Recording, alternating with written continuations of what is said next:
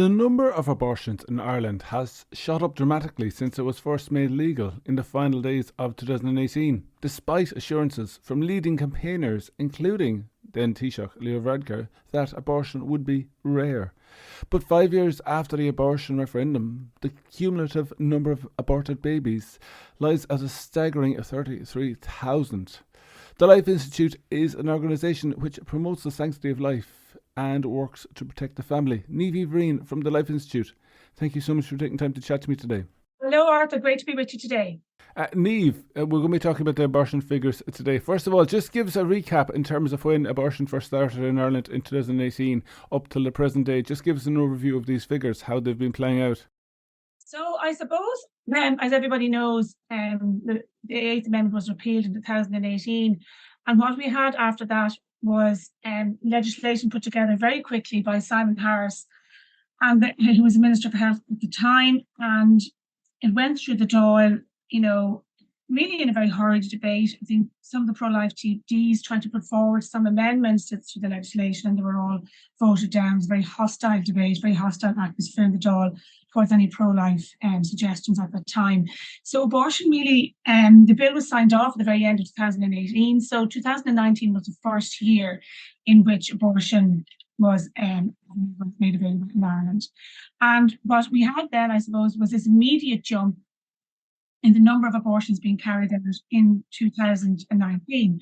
Just to explain to people that the figures are released in around July, the beginning of July, in the following year. So for 2019, they would be released in July 2020, and so on and so forth. And what we're seeing, Arthur, is that immediately in 2019, there was this huge jump to 6,666 abortions reported by the Department of Health in 2019. So it's really chilling number, I think.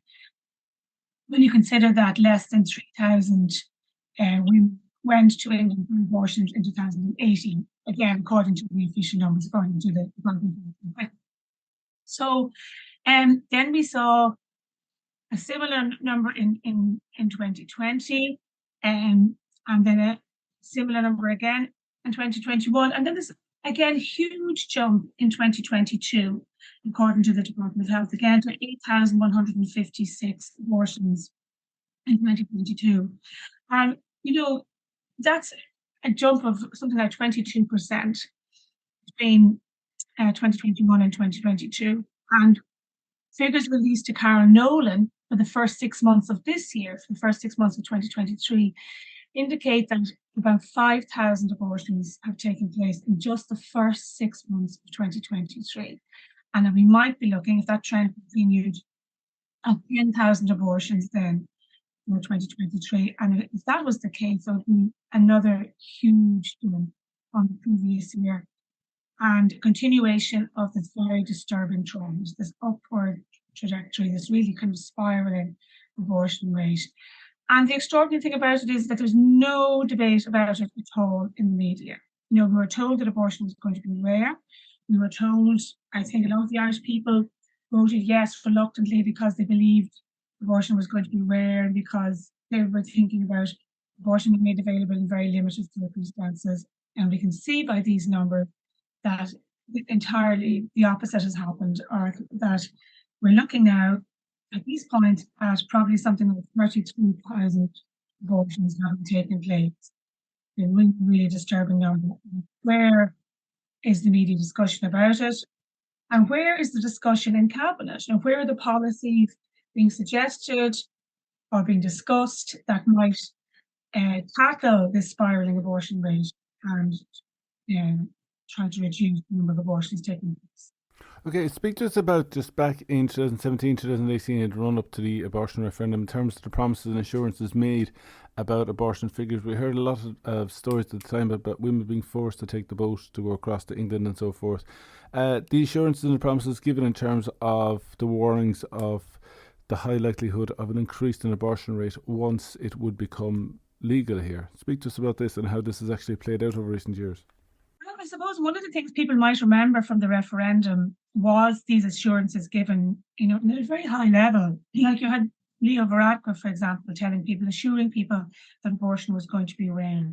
And some of these assurances, I think, were given because it was evident as the campaign progressed ahead of the vote. And I think people forget this because in the end there was such a huge vote in favour of repeal. They forget the movements according to the polling, in how people were thinking in the run up to the referendum. And like what we know is that prior to the Citizens' Assembly, prior to the referendum on repeal, it was evident from all of the polling that people didn't want an abortion regime in Ireland similar to, for example, what was available in England. And that particular question was asked in polling, and there was a very significant majority opposed in this country to what you could call abortion on demand. And I think that kind of conflict in the mind of the Irish people as the referendum drew near was evident in polling, because you could see that the yes vote, according to the polls, was slipping.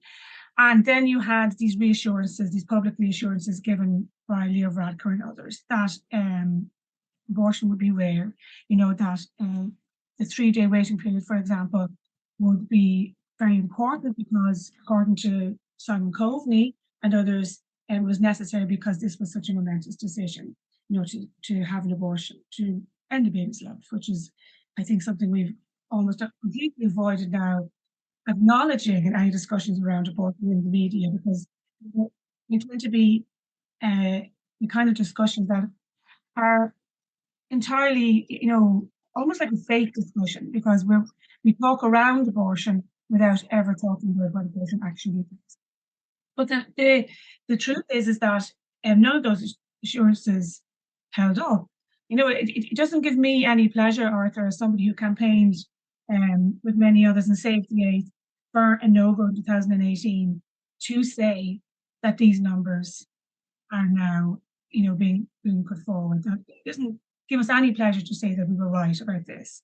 I wish we hadn't been right. I wish that it wasn't the case that the abortion rate is simply spiralling out of control, and that the government is doing absolutely nothing about it, and the media is refusing to discuss it.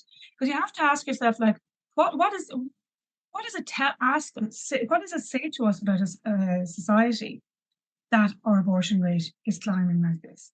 What does it tell us? Like, does it tell us that women feel valued or that they feel supported? Of course it doesn't.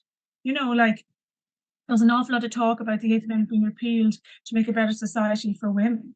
Yes, you have huge numbers of women now, growing numbers of women every year, who are clearly made to feel that abortion is their only option, that abortion is their only choice. And where the program is being put in place, which might change, there's simply no discussion about them whatsoever. And what does it say about us as a society when we have people like Dr. Fergal Malone, the master of the Rotunda, saying that 95% of babies diagnosed with abortion in his hospital are subsequently diagnosed with Down syndrome in his hospital are subsequently aborted in Britain. And before the referendum, the same doctor, Fergal Malone of the Rotunda, was saying that about half of those pregnancies ended with the baby being aborted. So if that's gone up to 95%, what direction are we headed in a society, where the right to life of these children, the human right to life, their human dignity, their worth as human beings, seems to just increasingly be set aside. They've become completely disposable, and that we are failing to offer families or women real support. We are failing to look at the fact that perhaps children with Down syndrome will almost be eradicated in this country, and that at a time when, even if you look at it from a demographic point of view, at a time when our fertility rate is on the floor, when increasing numbers of Irish people are not having any children, and what does it say about us then when our abortion rate is climbing? What does it say about our belief in society, our belief in the future? We're literally aborting our future at this rate. What does it say about how we build strong families, how we encourage people to believe that they can raise children in society which values them and their children and cherish them? These are hugely important questions that the media is refusing to discuss. And the only discussion they're having around abortion is how to provide even more of it. In terms of our future, it just gives an understanding of where will Ireland be heading with these numbers, close to 33,000 babies having been essentially murdered in the womb. What is this going to do for our future? And like when you think of it, like we're a small country, so when you see a figure like 33,000 babies aborted, you have to imagine what that is. Like that's bigger than Kilkenny City. That's the kind of numbers we're talking about here. It's at this stage bigger than the entire population of Navan, like one of the major large towns in Ireland. Like where will we be in 5 years' time? Will we have aborted more children than would fit into Cork Park? We're looking at I think people have to try to get an understanding of that. And these aren't just numbers. Every single one of these abortions is a child who would have grown up, gone to school here, been part of our society, helped to build Ireland's future, helped to build um, the place in which we live, which we take care of each other. And like of the cost in terms of human life is simply staggering here. I know that I think Karen Nolan has said at this stage it's a humanitarian crisis, and I think I would agree with like we have to try to get our heads around the scale of the number of deaths here, the scale of in terms of children being killed is absolutely staggering. And I think we have to try to insist, and it's great to see pro-life around, with leaflets about retaining the 3-day wait and talking to two TDs again about this issue, because we have to insist that this is tackled. We have to insist that we have an honest conversation around it. What's happening at the moment is that most TDs are seem completely, enthralled to abortion campaigns like the National Women's Council. So instead of saying, okay, can we rethink this? Can we rethink this abortion regime? Can we remember the promises we made being where? Can we consider what the effect of these spiraling abortion rates will be on our society and what they mean for our country? Instead of that, they're listening to the extremists who are saying, no, we need to expand the abortion law even further. And I think one of the things we're planning over the next couple of weeks is every year Arthur Life Institute has a billboard campaign where we inform people about how many babies have been aborted so far. And it's hugely successful because I think billboards are hard to ignore. It's accompanied with a social media campaign, and it really just puts that fact before people. Like this is how many babies have died so far under the abortion law. This year is going to be 33,000. And every year we get a big response to that. We get a lot of people saying, gosh, from yes voters, I never thought it would reach that kind of level. I did think it would be contained here everywhere. I listened to the promises of the politicians. So that's something coming up very soon where we can focus people's minds on the spiraling abortion rate and encourage discussion and encourage debate around this and encourage people to raise the issue to TD, try to encourage the need for an honest debate about it as well. So those kind of campaigns are very, very important, I think, because we have two options. We can either let this continue, the abortion rate continues to climb, like we're fast approaching now the kind of rates seen elsewhere. Like I remember in the referendum, or you might remember this too, that we had posts, or Save the Eighth post was saying like 1 in 5 babies were aborted. Don't bring Ireland down the same path. Don't make this mistake. Of course, are headed. Like if the numbers revealed for the first 6 months hold up, if the trend continues, and if we have 10,000 abortions in Ireland in 2023, we are headed fast for the same kind of numbers that Britain has, and for the same abortion rates that we warned about in the poster only 5 years ago in 2018. So it's a really sad trajectory. Like it's a really heartbreaking thing to see the number of abortions, but we need to push back and speak about it. Okay, just one final question, Niamh. Of course, in the run-up to the abortion referendum 2018, there were various assurances given that abortion would help women to feel safer and happier. What evidence is there that this promise has been fulfilled? There isn't any. That's the bottom line. And I think those who support abortion can try to argue it whatever way they want, but there isn't any evidence in studies or in what we're seeing in maternity hospitals that women are safer because the eighth was repealed. Like I remember writing a piece previously where I pointed out that just in the months following repeal, in the early months after abortion was legalised, the very end of 2018, that at least two women had lost their lives in maternity hospitals in Ireland, mostly because the maternity hospitals are under-resourced, understaffed, and staff that are overstretched.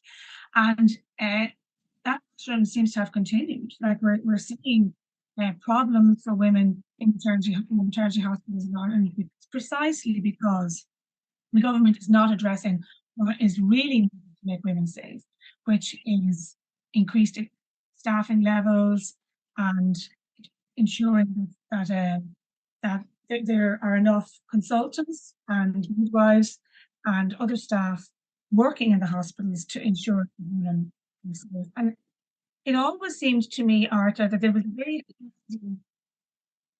you know, so it was very handy for the government during the referendum to paint themselves as champions of women and champions in particular in regard to abortion, while just ignoring the fact that we are under-resourced and understaffed. And the other thing I would point to is this notion that abortion gives women more freedom. It increases, if you like, the overall security and happiness. We're certainly not saying that.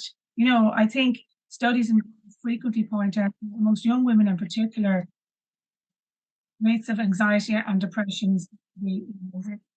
So if the argument is that repeal was going to make Ireland more progressive and safe, I don't think that argument would be there. Okay, Niamh, where can people find more information about the Life Institute and the work you're doing? So, Arthur, if people go to thelifeinstitute.net, our website, or we're also on Facebook and on Twitter, obviously, they can find lots of information about the new campaigns, how to get involved in the campaign to save the 3-day wait. And when the new billboards go up, those campaigns are rolled out, they'll see lots of information about that there too. Okay, Niamh Uí Bhriain from the Life Institute, thank you so much for taking time to chat to me today. Thank you so much.